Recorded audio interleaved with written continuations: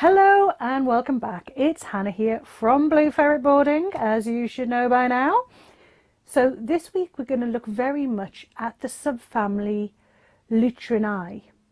And Lutrinae is all about the otters. Now there's different genus within that Lutrinae subfamily. So if you think the genus of Mustela was all of our stoats and weasels, but there's lots of different, at that level of genetic differences, as it were, there's lots of different ones at genus level. So they're all in this slightly higher subfamily of Lutrinae, but then these genuses are different. So we're going to go through those 13 different species. Well, we're not going to look at all of those 13 different species. We're going to look at some of the main differences, and we're going to look at the different genus within the subfamily of Lutrinae. So let's crack on. Have you got your specs? Have you got your dictionary? And have you got your thinking brain on? If no to any of those, me neither. Grab a cup of tea and sit down and let's do this. With all otter type within the subfamily Lutrinae, there are, as I mentioned, 13 species, and the thing that's typical to all of them is that they have this webbing between their feet. They are very much about about water-based. They're used to being around water, and some of them live entirely in water, but on the whole they are more that their habitat is water-based and they spend a lot of the time in the water, and for that reason a lot of them can hold their breath for a lot longer underwater. And certainly they are more seal-like than any of the other Mustela. They generally, on the whole, they have a very long muscular tail, although the sea otter is an exception to that rule. And that is, obviously, as you'd imagine, is very much to do with the fact that they're using that for swimming. And again, if you think of one of our lovely little weasels, one of our ferrets, that tail is not what you'd call muscular, especially when it's a ratty tail. Where otters, they've got a lot more muscle going on there because that is working as one of their swimming appendages. Another fact about some otters is that they use tools that you're probably familiar with, and they will use stones, and they'll all have their own pet stone that they use to crack open shells. And they hold hands when they sleep. When they're asleep, floating, they hold hands so they don't float away, which I just think is divine. It's just so cute. So they eat fish, frogs, amphibians and so on. Some will change that diet a bit, and I'll mention those as we go through. So we're going to look now at the genus Lutra. So the subfamily above that is Lutrinae, and now we're coming down to the genus Lutra, which is our wonderful, happy Eurasian otter, which is the otter that we over here in Britain all know and love and have a healthy respect for, I do hope. Now, it's found, as you might expect, in Europe.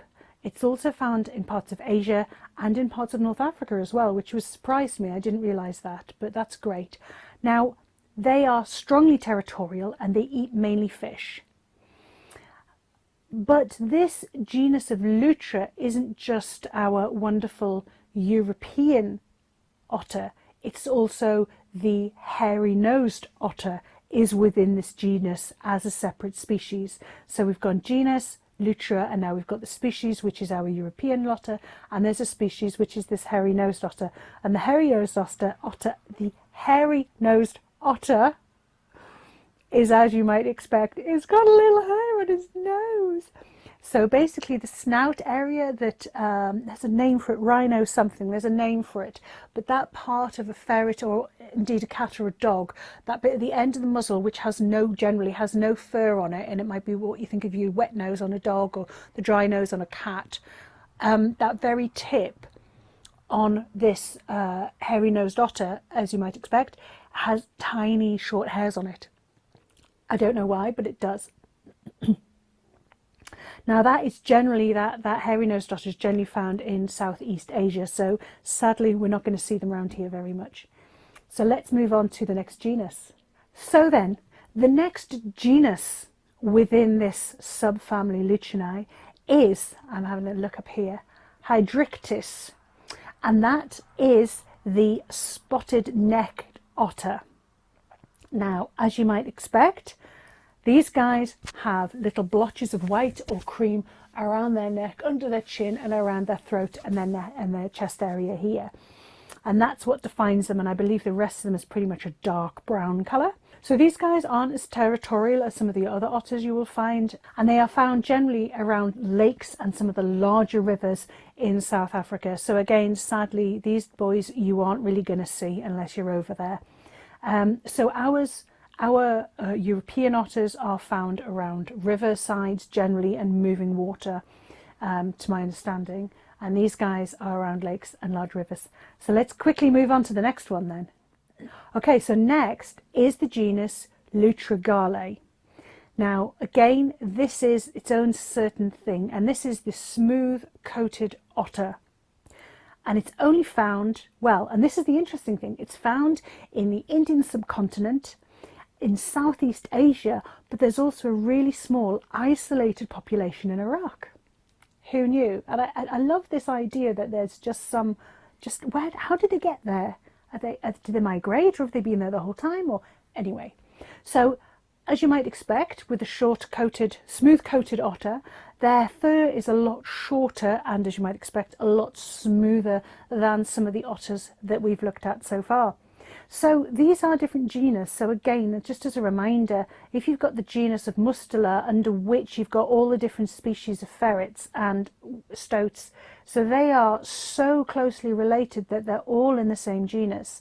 But actually, we're having to go up a bit. So these otters, for all they're all otters, they're actually not as closely related in that they all have their own genus.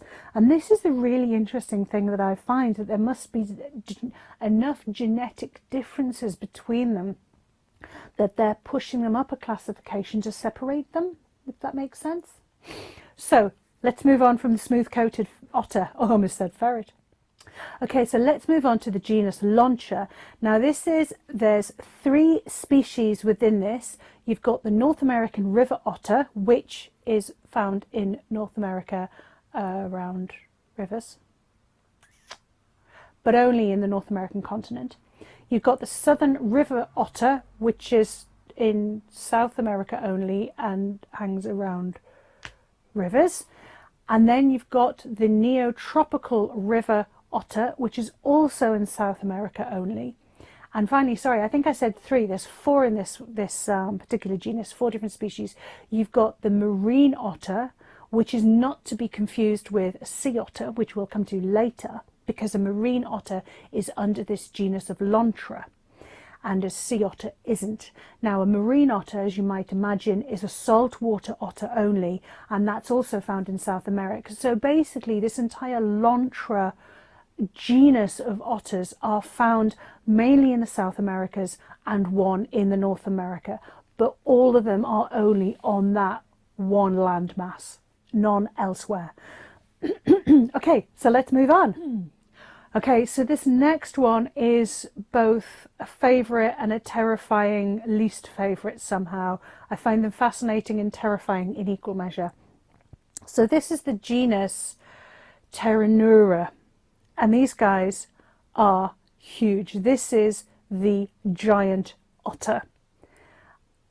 Now, if you want to be terrified and intrigued in equal measure, Google or YouTube giant otter, and you will see some incredible videos of these giant otters literally ganging up on a jaguar, I think it was, or I can't remember if it was a jaguar or a cheetah, ganging up on it, and then another one, they literally take down a crocodile. It is incredible. These dudes can grow up to nearly 2 meters in length. They are, I find them very different to look at than any of the other otters. They've got a much flatter head, and their eyes, I don't know, there's something about their eyes, they seem to bulge almost, although they don't in some pictures, so I don't know. But I find all other Mustelidae very wonderful to look at, and I have to say I find the giant otter slightly terrifying and not at all cute. As I say, they're one of the longest Mustelidae, reaching, well, it says 1.8 meters, but you know, nearly 2 meters. However, these guys are super social, and they actually make the most noise out of all of the Mustelidae, with over 9 different sounds having been identified. And I guess that comes with being more social, that if the animal is going to be more social, it needs to communicate more. So there were 9 different sounds, and some of them were literally from babies keening because they wanted fed, to communications about, we're going to strike and kill this crocodile. But yes, the giant otter is pretty terrifying. Go look for yourself. Don't blame me for the nightmares.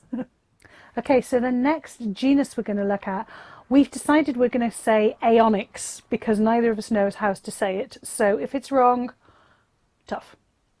Now this is mainly to do with clawless, because onyx means claw and A means without.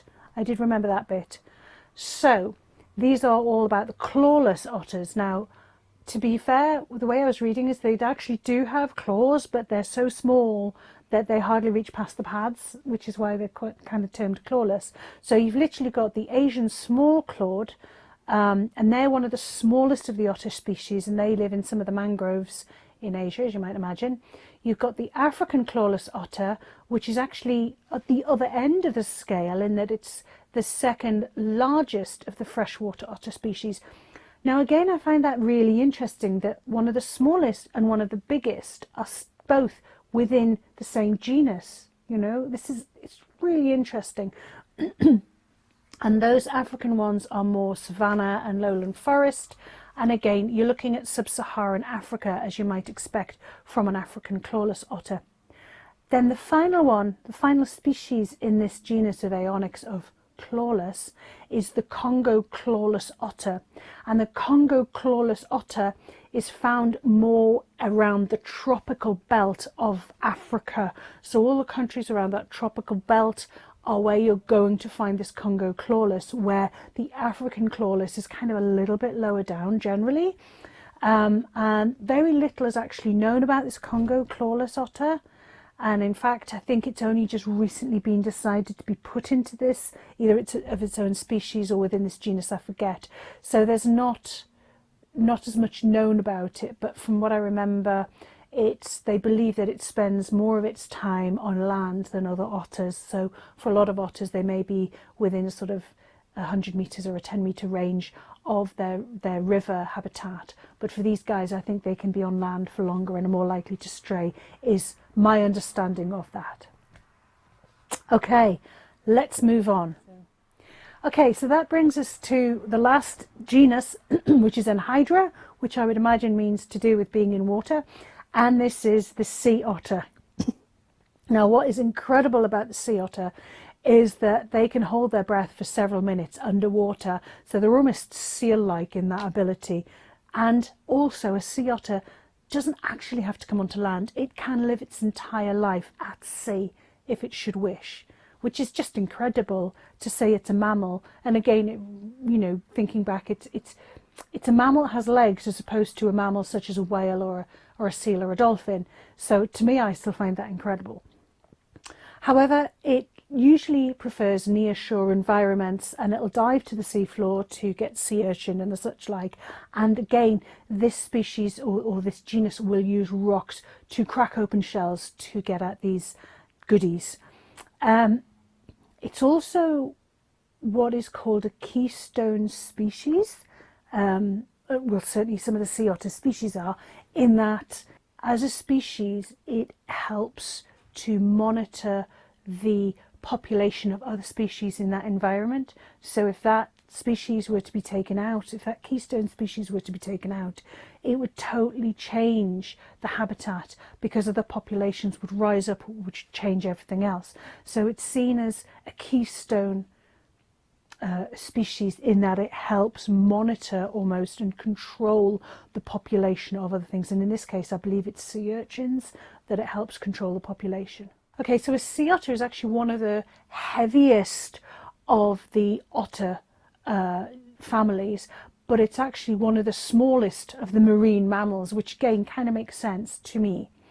And sadly, they have been hunted for their fur greatly, because their fur is very thick, and the way they insulate themselves at sea is through their fur, where if you think about something like a seal or a whale, quite often they have extra subcutaneous fat, which is what insulates them in the water. But for a sea otter, it's the thickness of their fur that insulates them, and sadly it's for this reason that they've been hunted, and they're actually now classed as an endangered species for that very reason. Okay, so that's the different genus, and hopefully I've got them all mentioned, the 13 species within those different genus of otter. Thank you so much for watching this video. I've learned a lot more about otters, and if you guys know more and want to point me out and call me on something I've got wrong, please do. As I say, this is not within my knowledge sphere particularly, so I'm learning as I go. But next week we're going to take a look at the broader family again. So until then, take care. See you soon.